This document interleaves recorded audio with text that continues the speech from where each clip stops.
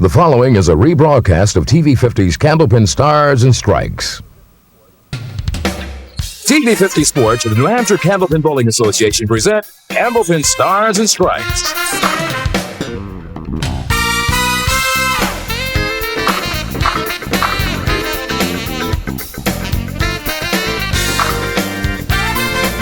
From Sandy's Bowling Lanes in Windham, it's the $2,000 John Carponi Ford Championship. Split it. Look at this. Yes! Oh, wow! Right in the pocket. Oh, there was never a doubt about that one. And now your hosts for Candlepin Stars and Strikes, Doug Brown and Dan Murphy. Hi, everybody, and once again from Sandy's Bowling Lanes in Windham, Doug Brown along with Dan Murphy, and we are here for Candlepin Stars and Strikes, the second week of the 5-week John Carponi Ford Ladder Championship. Of course, we've added a few new wrinkles for this ladder series. If you weren't with us last week, of course, the extra prize money, which is of most concern to the bowlers, $1,000 will go to the eventual ladder champion a few weeks down the road in this series. We also have a $25 bonus for perfect game, 10 or more in every box in each string, and we gave away the bonus ball jackpot last week of $200, so that's the only thing that's going down in amount, as we're back down to $10 with that, but of course that'll be building back up. We hope you have your postcards in. But Dan Murphy, we have the second week of the series, and first of all, let's talk about our challenger for this week, number 4 seed. He has not been with us before, Roger Marcoux. No, he's not been with us before, but he's been around in the bowling lanes for quite a few years, and he's a good bowler, member of the Pro Tour you see here, and I had the radar gun on him before while he was warming up, and he doesn't throw the ball real hard, but he's pretty accurate. He only throws the ball about 32 miles an hour. Last week we taped Chuck, and Chuck was constantly around the 40-mile-an-hour mark. So it'll be interesting to see the contrasting in styles and see if accuracy means as much as we think it does. All right, Roger Marcoux, as you saw, from Somersworth, New Hampshire, making his first appearance here on Stars and Strikes, and he will meet the guy who got his first win last week on the program, Chuck Langlois. Going for number 2, and of course every match that they win, getting close to that $1,000 first place prize, so they start to squeeze the ball a little tighter each match, and it gets more exciting as we go on through the weeks. Well, of course, the winner today will move along to come back next week and face our number 3 seed, Peter Compercio. The runner-up will get a list of prizes. We'll tell you a bit more about that later on. We're going to come back and start this match here on Stars and Strikes right after these words. Don't go away.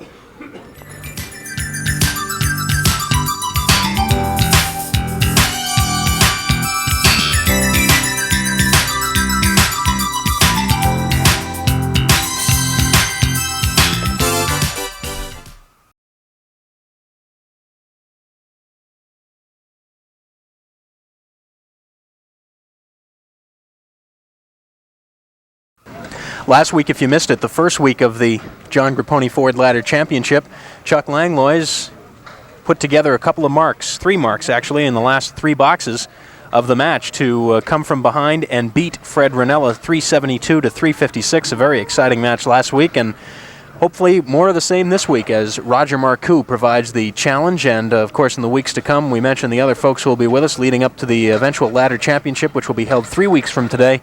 Bob Kelly will be in it. The question is, who will survive among those other names there to challenge Bob Kelly for the $1,000 grand prize? Right now, Roger Marcoux will get us started on lane 32, and we'll get this second week of the John Carponi Ford Ladder Championship underway.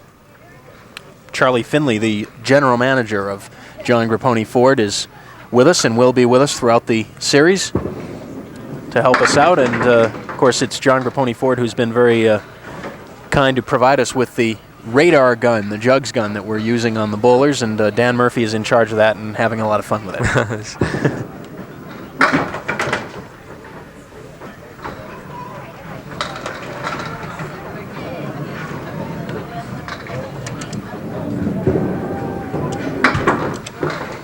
Nine box to start it off for Roger,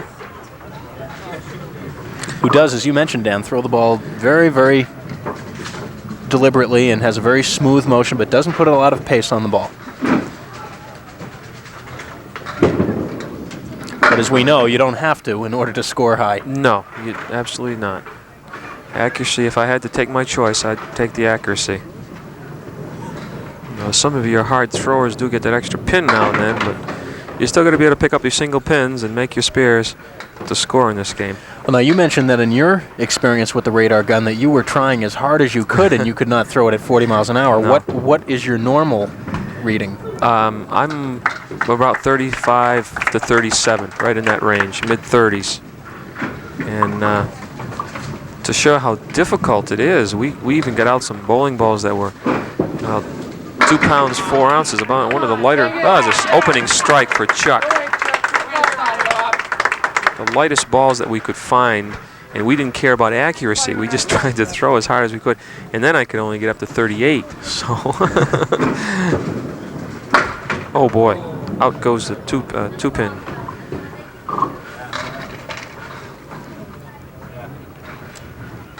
Chuck did this last week on a strike. Knocked out the 3-pin, and he almost comes back with a spare. Not bad for missing the head pin, and the wood came swinging back just behind the head pin. Almost got it for a spare. He still has his perfect game going.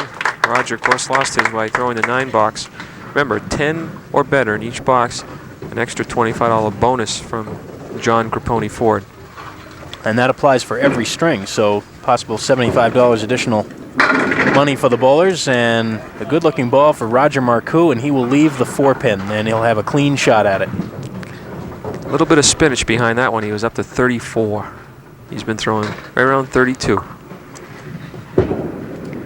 He just missed it to the right. Back to 32. Interesting concept.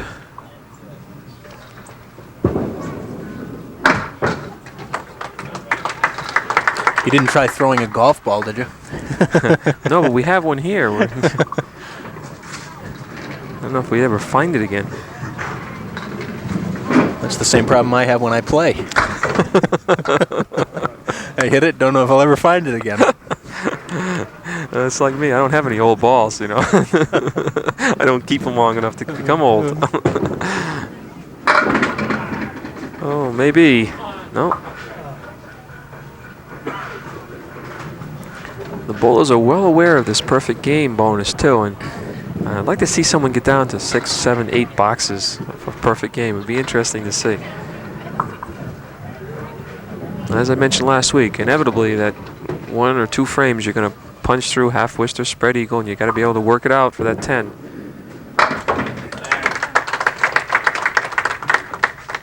$37 through 4 for Roger Marcoux. Chuck Langlois had a 6:45 to finish in 5th position in the roll-off. And as you might have noticed on the ladder when we flashed it at the beginning of this segment, we had kind of a clear separation between the top 3 and the bottom 3.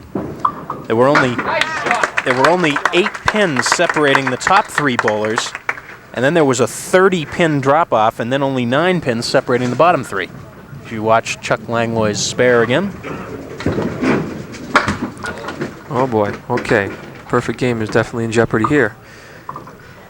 3 fill, 42 after 3. Trying to keep the perfect game going. And wow, he's got some problems. Interesting to see what he does here. Is he goes for 2 or go for the head pin and clear as many?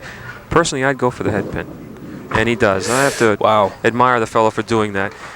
If you shoot the 4-7 to the 6-10, possibly only removing the 7 or the 10.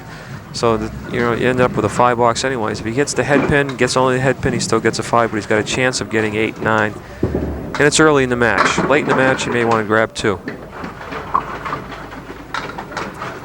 So that negates a spare in the 3rd. Only 17 pins for those 2 frames. And Roger finds himself 9 pins behind, which isn't too bad considering his opponent's got a strike and a spare up. Roger looking for his first mark, and still looking. Congratulations goes out to Tim Lipke a couple weeks ago. Bowling on the Pro Tour in Londonderry, New Hampshire. Rolled a 200 game. Right in the nose. Ho-hum. Yeah, Tim, ho-hum, yes. Although, I don't recall whether his high single had been up over 200 or not. I don't believe it was. It was that select group of having a 200 high single. It's quite a feat. He had in the first half, of course he had several marks, but he had a double in 9 the first 5 boxes, and he had a triple strike the last 5 boxes. So to throw the 200, you've got to have a couple doubles, or if not a triple in there. And, ironically, and the last ball he threw, he needed 9 pins on a spare to get the 200. That shot will not count. That pin will not count as Roger clipped that piece of wood in the gutter. Okay, I wasn't sure. I wasn't. He blocked my view, and I was just glanced at the monitor. Getting back to the story, Tim needed 9 pins on a spare the last box. Tim missed the head pin. Missed the head pin and left the head pin standing for a 9 for an even 200 game. I haven't done it myself, but I was there to witness that one, so probably be 40,000 people 2 years from now saying, "Oh yes, I was there too."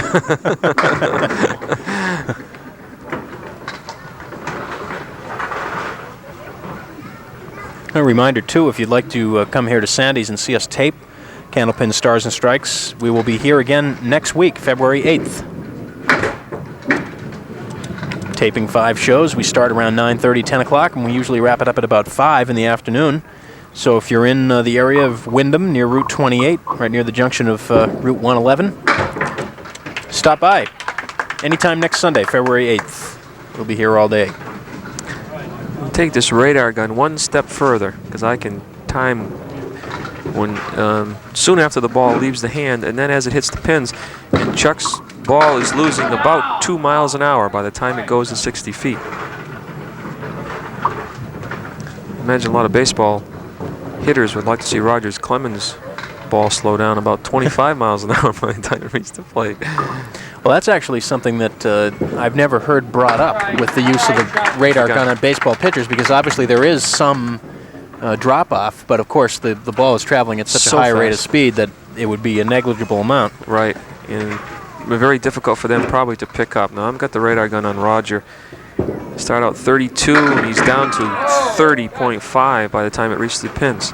So both bowlers are about 1.5 miles to 2 miles an hour slower by the time it hits the pins. That's the friction of the ball rolling on the lane. Oh, and boy. Roger is still looking for that first mark.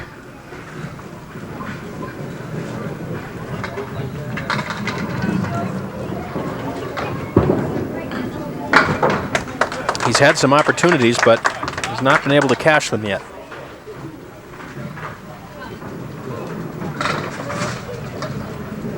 If you were with us last week and saw us match a $200 bonus ball jackpot, watch out, coming this way for a backdoor strike. There's his first mark.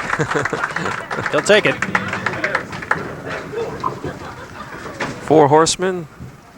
Goes a 7, the 4, the 2, and then the head pin. Chuck Langlois is working on a spare. And Dennis Noel is going to take a walk down and clear a loose pin off lane 31 before we continue proceedings here. Dennis Noel, of course, our lob line judge. Carol Downey works the big scoreboard.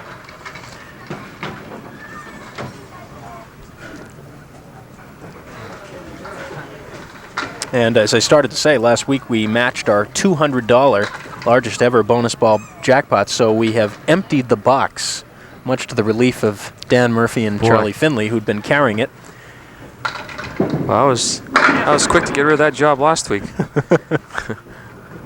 Nice of Charlie to stop by. I didn't realize he's going to have to carry a box that weighed about 300 pounds of postcards.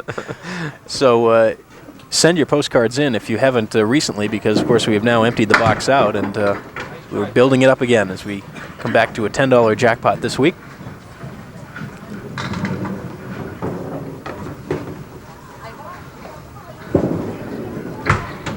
And how about that for 10 bucks? Tips it over. I don't know if they hit it or the wind knocked it down, but it's down. Lead of 17 for Chuck, but he's now opposite a strike, of course, in the 8th. And he may match it. Let's see. No, 7 pin.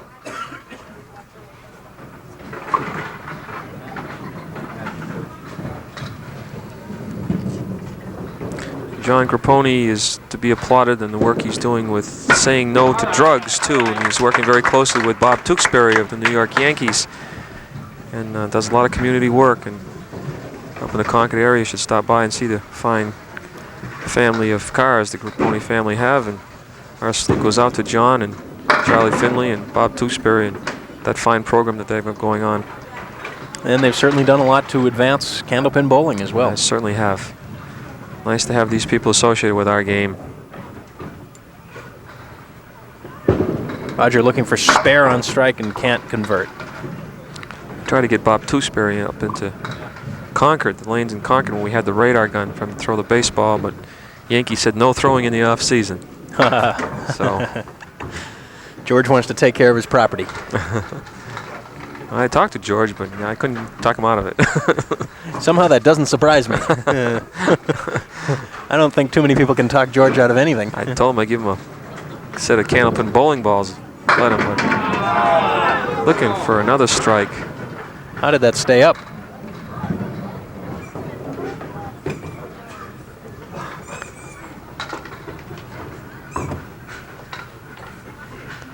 Waiting for that wood to settle down.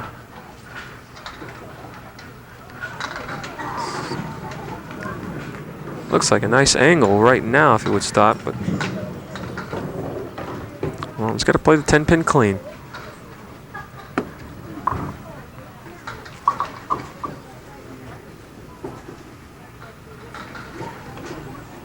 Roger lives in Somersworth, works at Davidson Rubber in Dover. And does his bowling out of the Rochester lanes. Rochester bowl away. Royal Edgeley's place. Oh, no. Just slid off. It'll be a 9-box. And a 99 for Roger Marcoux. Kind of a tough start for Roger. And here it is again. Just hanging on, just slides off, and again puts us right up with the NFL with these replays. Question about the call there. Indisputable evidence, that was. 7 on a spare for Chuck. He'll have the lead after 1. But we can't use it for pass interference. That's right. That's right. That's a judgment call. We will not overrule a referee right on a judgment call. So if Dennis Noel says lob, it's a lob. You do not check the replay. And wasn't that a great Super Bowl game last week? It certainly was.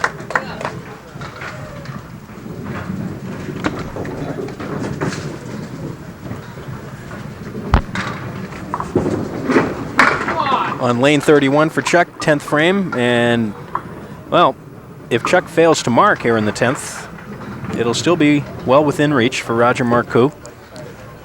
Neither bowler really heating things up, but Chuck has had a very unusual string. He's had 4 marks.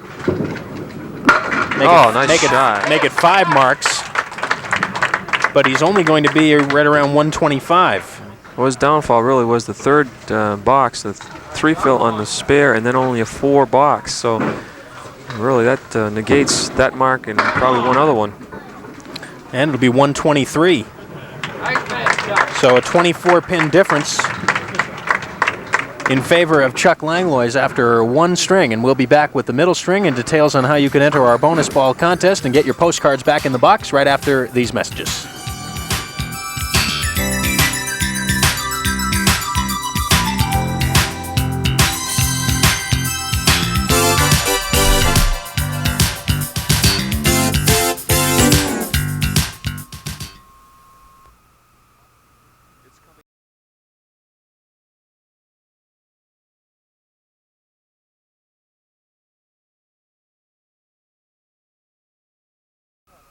All right, before we move back to the middle string, we did have a little discussion during the break going back to the 6th box of Roger Marcoux when he had the 7-10 drop, and we're going to go back and look at that. Watch the wood now as it forms in the gutter, Dan. Okay, the rule is if there's 3 pieces of wood, 3 deep in the gutter, the 3rd piece has to be playable. Now, from that angle, it looks almost like that back piece of wood is playable, and it looks like it's 3 deep. But it isn't. We ran the replay back, and he hit the wood, and 2 pieces moved. The 3rd piece didn't move at all, so it was only 2 deep, therefore no good. And you can see right now it looks almost like it's 3 deep. Now watch the reaction. The 2 pieces of wood, the front piece never moved, so that means it's too deep. Therefore, it's not on the plate.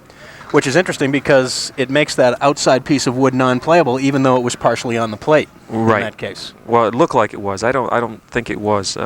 If you have 2 pieces of wood in the gutter, that second piece can't, with the depth and the width of the gutter, can't be on the plate.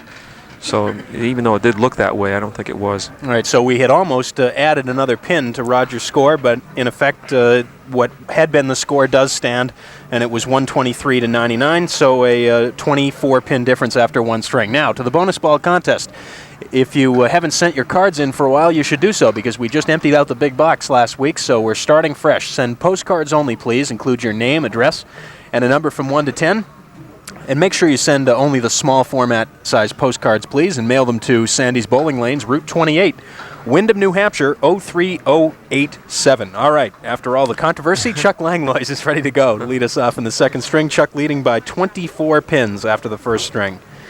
And you thought some of the NFL replay delays were long. We had quite a delay during the break there while we were straightening that all out. But we originally ruled, you people didn't hear us off camera, but we originally ruled that it was a legal shot because we did think it was 3 deep. And then after we were informed by the truck to watch a little closer, and we realized it was only a double piece, therefore it's not good. And the result was a 9 instead of a 10, difference of 1 pin. And let's give credit where credit is due. Bob McElroy and Chris Palmer out in the truck, keeping a close eye on things, and called it to our attention. And we want everything to be on the up and up here. Right. So.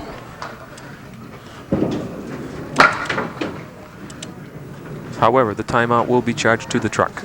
Well, now, this means that Roger has no timeouts left, right? Because he used that one to call for the replay. And oh, good-looking ball there. Solid 9-pin drop. Left the kingpin for a spare.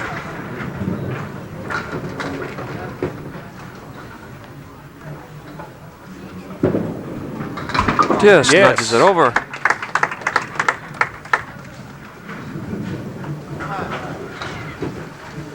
We were talking during the break, of course, it doesn't seem so important right now where the lead is 24, but you never know. I mean, could go down to the 1 pin, right.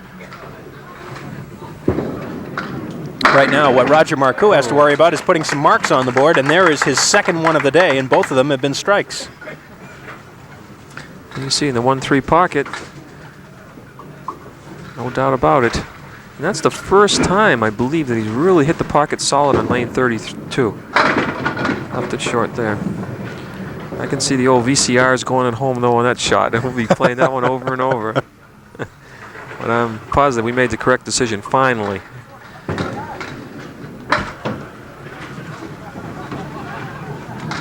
That's the second time in 7 or 8 weeks we've had a case like that come up. We had to go to the replay.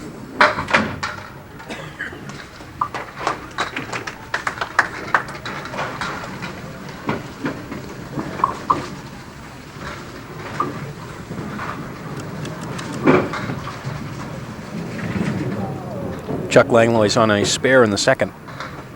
He really threw that ball out there, but it just caught the lob line. He just is right around that 40, 41 miles an hour. And last week we timed him. In the first game he was right around that 40, 41, 39. Second game he had trouble and he was like throwing 42. So he has a tendency to start overthrowing.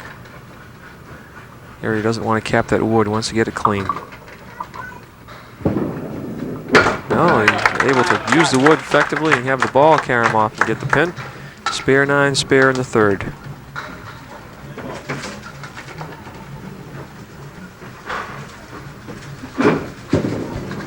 Another good-looking ball. A little light in the 1-2 pocket.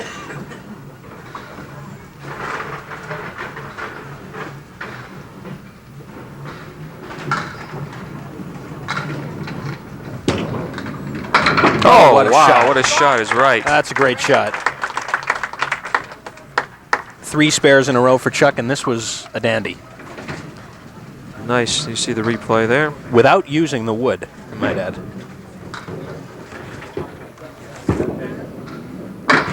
And Roger Marcoux still struggling to put some together.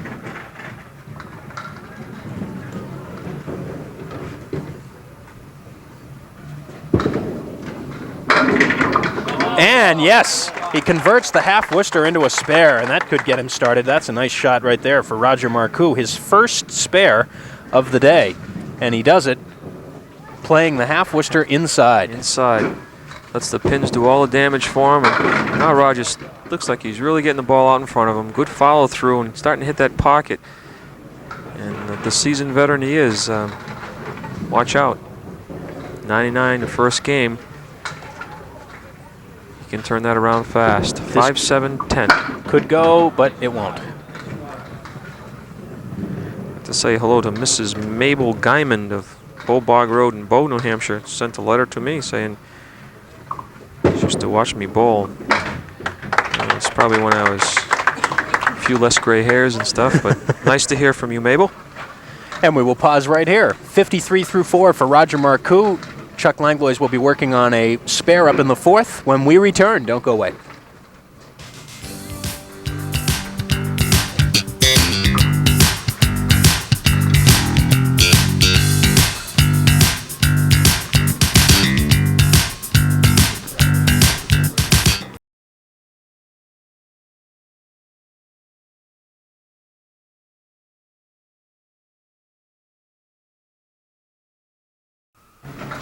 Chuck Langlois is working on a spare in the fourth. He's got 3 in a row, in fact.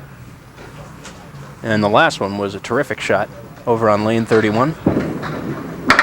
And he fills it with... Oh, boy, got a break there. It's an 8 fill and a spare leave. Looked like he had the 1-8-9 with the 7 at first, and before it was all over with, he left himself the 6 and a 10, 8-pin fill, and another spare leave.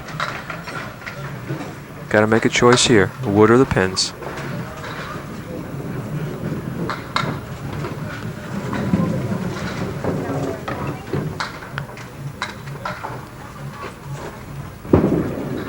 He's right there. 6 and 10. That's 4 in a row and 9 marks in 15 boxes for Chuck Langlois.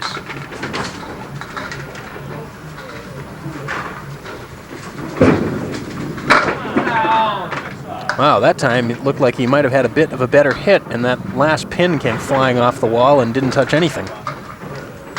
Little light, left the cluster of 5 in the right-hand corner with a 7 pin. 75 at the halfway mark in the second string. Nice try there.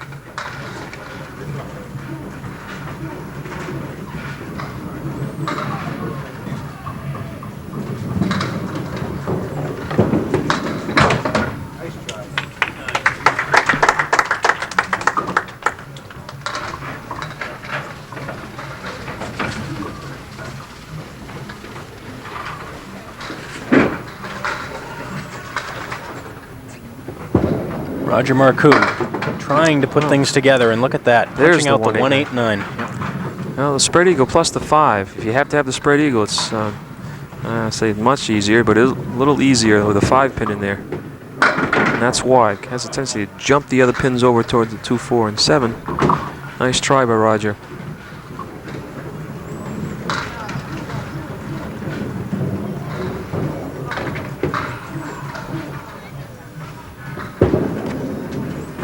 And a good 10. Remember, Roger trailed by 24 coming into this string. Chuck has added an additional 12 onto his lead, making it 36. Roger just catches the head pin, and he's going to have a spare lead with all the wood. You gotta watch Roger when he grips the ball. That ball is actually right on the top of his fingertips. Look at that. Good shot. Good camera work right there. All right, just doesn't sit in his palm of his hand at all. It's not going to happen.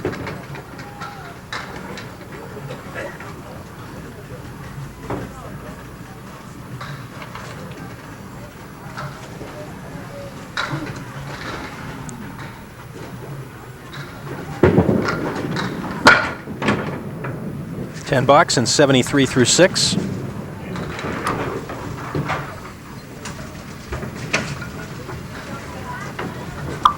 Chuck Langlois with 9 marks already. 8 of them spares. Oh, that's how they make them. one at a time.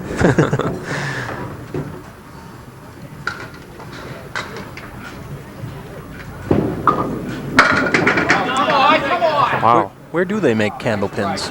Well, these are garland pins. They make them up in Saco, Maine. And also they make a candle pin they call the target pin, and that's made someplace in Rhode Island.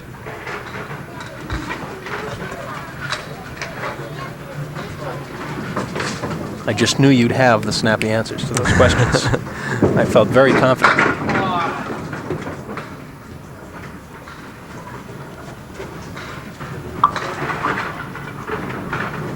We won't say which one I prefer. Although these are nice.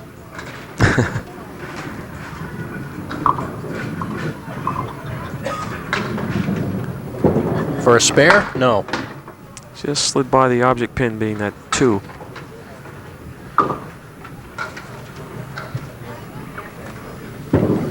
Well, this will be a chance for Roger Marcoux. A couple of open frames to work on. Hey, last week Chuck jumped out to a lead in the first game. Then he came back with a low 108 to Fred's 130, and he was all knotted up after 2. Don't want to try to protect the lead. You want to try to increase it all the time. Keep the pressure on your opponent, especially a guy of the caliber of Roger Marcoux. 6-9 for spare. Yes.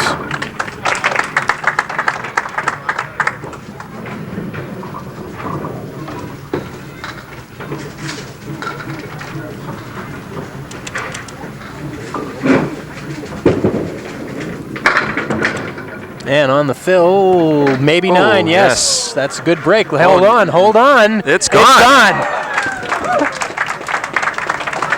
Little smile from Roger, he'll take it. Just have to be patient. Well, let's go to the replay for that, for the time limit on a strike. Well, it wasn't that bad of a ball, really. He's on the head pin. Looked a little while to go, and got a good break for a 9-pin drop, and then it rolled over and knocked the last pin down for the strike. And he knots this string up at 93 all after 7.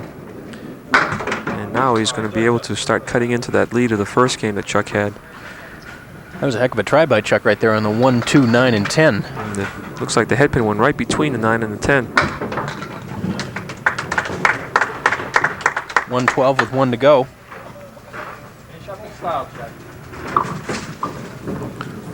24-pin lead coming into this game for this fellow here. There's a strike. The 9 and the 10, the last 2 to go. And there you see his follow through there, and a good release, and a good result. 122 plus 2 balls. And an over-the-shoulder look on the fill.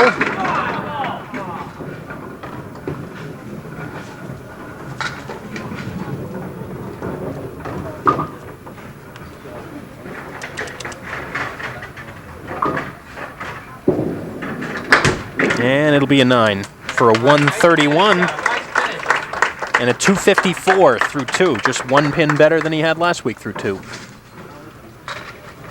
Well, Roger's got a chance to cut into the lead here. He'll be facing that strike in the 10th of Chuck, though.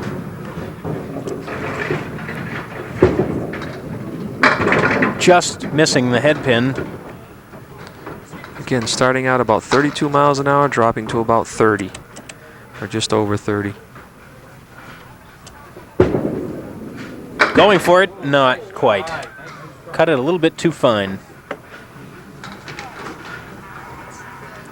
Chance to gain another one in count here, because Chuck had a 9 box in the 9th. And now he's got to try to match the strike 9 that Chuck had in the last box. If he doesn't mark here, of course, the lead will be virtually the same as it was after 1 string, so an important box here for Roger Marcoux. Catches the head pin that time on the Brooklyn side, and he'll shoot at the 6 pin. I don't want to mention it, but there's almost that same configuration of wood in the left-hand channel, but it's not important. He's right on it. Big mark for Roger in the 10th. He's put together 3 marks here in the last 4 boxes when he really needed them. And now this ball will cut into the lead. And he'll take every pin he can get, and it'll be 8. For a 140 middle string for Roger Marcoux, and a 248, make it a 239 total through 2. So the difference is 15. 239 for Roger Marcoux, 254 for Chuck Langlois, a 15-pin difference, and we've got the 3rd and final string coming up. Don't go away.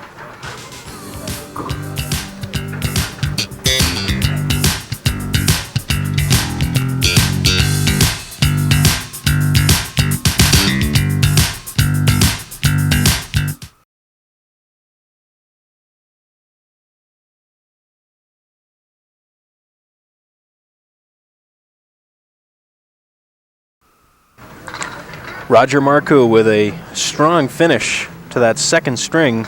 Scored 67 pins in the last 4 boxes, and something we kind of lost track of because he threw a 9 box in the 2nd frame, but if not for that 9 box, he would have had a perfect game. And the $25 bonus compliments of John Grapponi Ford of Concord. And once they get something below a 10, we kind of lose track of it. That was the only pin he left standing. At the break, we mentioned it to him too, and he didn't realize it until after he looked at the game. Well, short-lived this time. It's a tough thing to do. Knock down every pin, or at least 10 of them, 10 or more in every box. Full on the head pin and the extra pin, leaving him with the 7.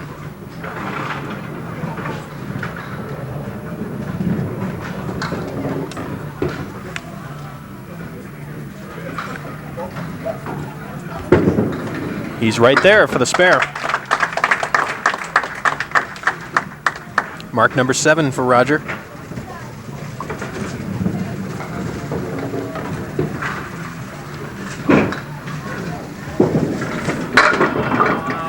Chuck Langlois on lane 32. Has a 15-pin lead, remember, coming into this 3rd string. Got to play a triangle on the right, 6, 9, and 10. And get something to come off the wall for that 7. Doesn't look like he's got much of an angle on the wood to help him. Ooh, try. He's made a couple of great cut shots the last couple of weeks, and he really gives it a ride every time when he has one of those opportunities. And he's got his perfect game going. 9 more frames to go. Winner of this match moves on to face Peter Compercio of York, Maine, our number 3 seed. Big 9 drop. Trying to match the spare of Roger Marcoux. The runner-up in today's match will receive a check for $75. Oops, got that one away. Got away from him. Also a runner-up trophy from the N&R Trophy Company of Winchendon, and also a copy of Jim Fairhurst's book, The Light Side of Candlepin Bowling, compliments of John Grapponi Ford. Well, here's a chance for Roger Marcoux to cut the lead back down to single numbers. 15 pins. Boxes completed, minus what he gets on this fill. Big one. There goes 10 of them. Down to 5. 1-3 pocket. There you see it. 3/4 on the head pin. No doubt. Trips this 4-pin for the strike. Another. Oh, just missed a head pin to the right. Well, this shot always looks great when it goes. 1, 2, 7, and 10. Inside of the head pin or splitting the 1 and the 2. He's going to try to split them. Oh, wow. Right around that 10 pin. Big 9 fill, though. Depending on what Chuck does, could be in the lead. Trying to stay on, and he can't do it. The way Roger delivers the ball, that's a tough shot for him. Look at that spare chance again. Watch the head pin go right around the 10 pin. Splits the 1 and the 2, just like he's supposed to. And looks good right here. Oh, up and over. Wow. Game of inches. And a tough leave coming back for Chuck Langlois on lane 32. And he will lose the lead in this box. As he did last week, third game. Then he came on at the end with 3 big marks. Oh boy. Wow. That's a crucial mistake there. You don't want to do that. $5. Gain of 14 in that frame alone. The lead for Roger is 9. From 15 down to 9 ahead. Oh, there's a good comeback for you. How about that for coming back after a $5? We'll pause right here as Chuck Langlois isn't out of it yet, not by a long shot, as he throws a big strike in the fourth. 24 with a strike up. And for Roger Marcoux, he's come back to take the lead. It's 57 for Roger through 4. We'll be back to finish the match right after these messages. Don't go away.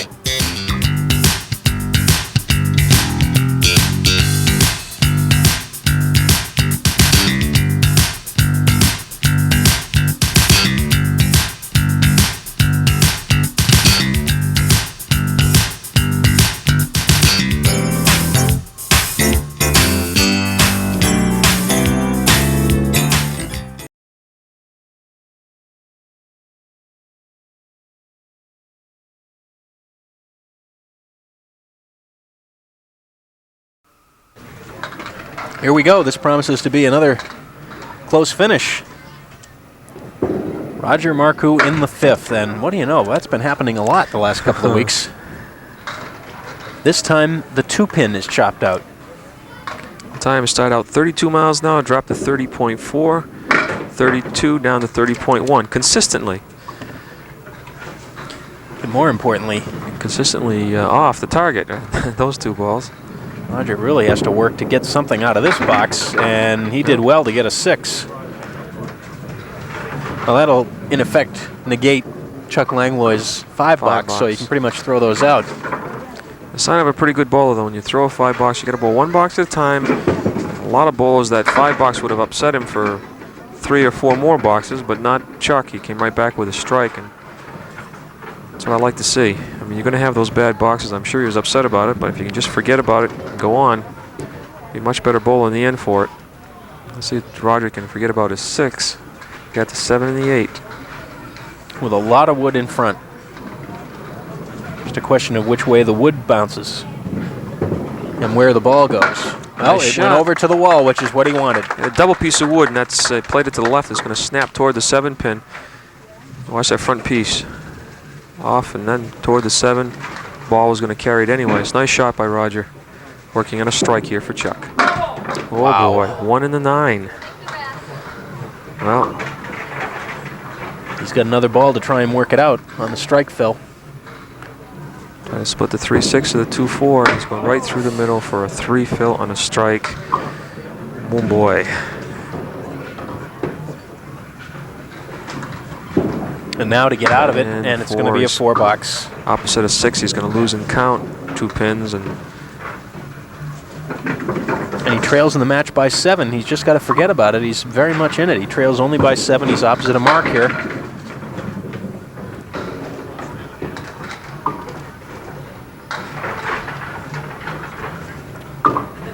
I remember correctly, this is one of the shots he started his string last week with. Well, a little too full in the head pin this time.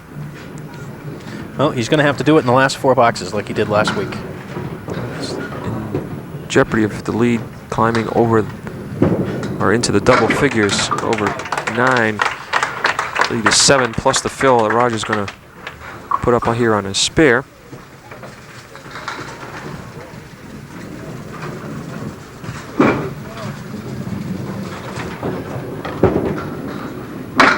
Oh boy. 2. No one seems to want to win this match. Here, you take it, I'll take it, you take it. 3 fill, 1, 5, and 9. Spread eagle plus the 8-pin. Go right side. Well, Watch out for a bad box here again.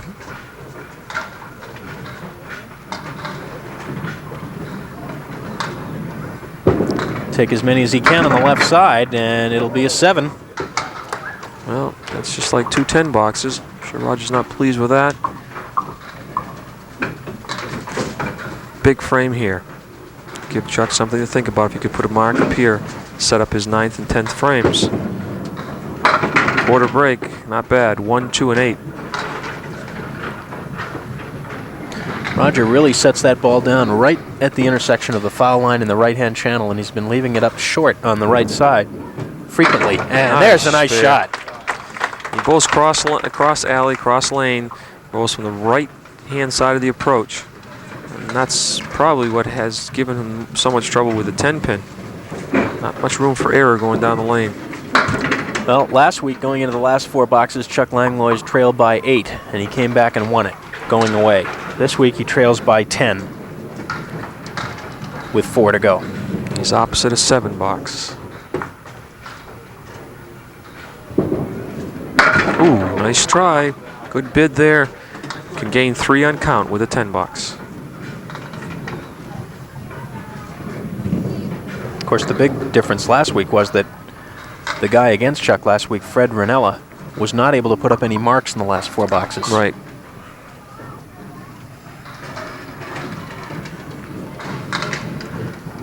Chuck waiting for that wood to settle down, even though it's not even going to be a factor in the shot. But he just doesn't want it to distract him as he goes for the important 10 pin, and he'll have to take a 9. 8 pins. Lead for Roger Marcoux, 8 pins, but he's got a spare up in the 8th. Okay. Again. It looks now like Chuck really, that last step in his approach, he seems like he's fading to the left, which will cause him to leave the ball out to the right. Corrected that time. 5-10. Well, at least he avoided a bad box, which was certainly a possibility after chopping out the 3-pin. Now he'll just take what he can get and then sit back and watch. Roger has the ability now, or the opportunity, I should say, of causing Chuck to throw a double strike, depending on the fill. Right now, the lead is 9, plus this fill. So a good fill in another one would mean Chuck would need 2 marks. A 3rd mark in a row for, well, he knew as soon as he threw it. He had a good look at Roger that time over the shoulder. He turned away, he didn't even look at it. And there's light at the end of the tunnel for Chuck yet. Ooh, boy, Roger almost missed the head pin completely. Almost went by the entire 6 pins and leaves himself the bucket, the diamond. 3, 5, 6, and 9. And an 8 frame. So 22 pins in those 2 frames. Spare 3, 7, spare 4, 8. Oh, Roger's not happy with those.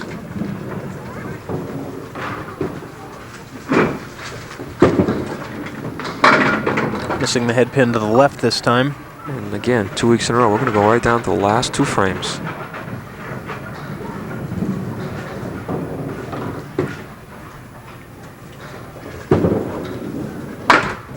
Boy.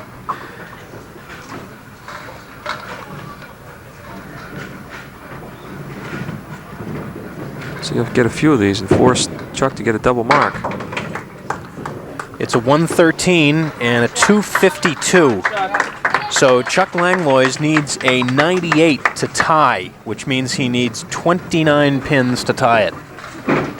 Which means he only needs 1 mark if he gets a big fill. Gets a big one, right. Well, now he's got to be careful if he doesn't make the mark to get at least a 10. Otherwise, he's going to need a double strike.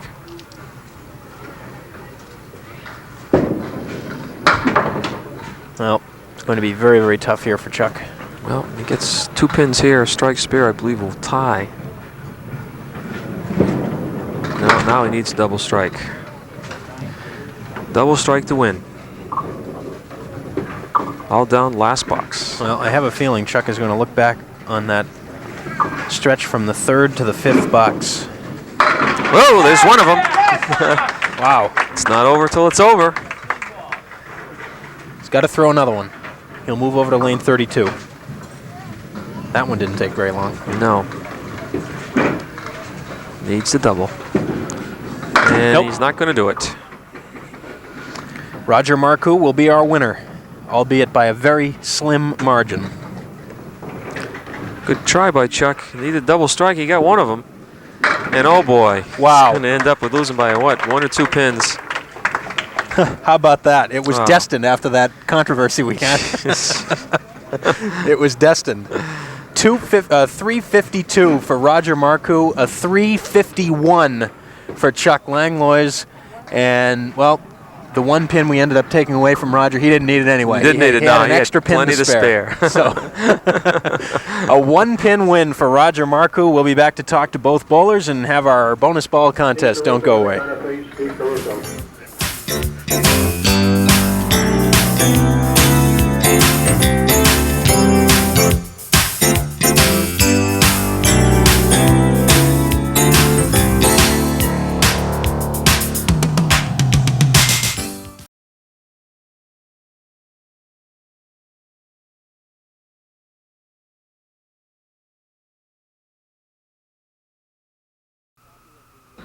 Well, this is a copy of the runner-up plaque that will be presented now to Chuck Langlois. And Chuck, I don't know if we can put a little notation on there that it's a one-pin defeat, but a defeat nonetheless. I'm sure we were just starting to talk about it at the end there, that stretch from the third through the fifth frames where you really had trouble. You had a 3 fill and a strike and a 5 box, and that was really probably the difference in the long run.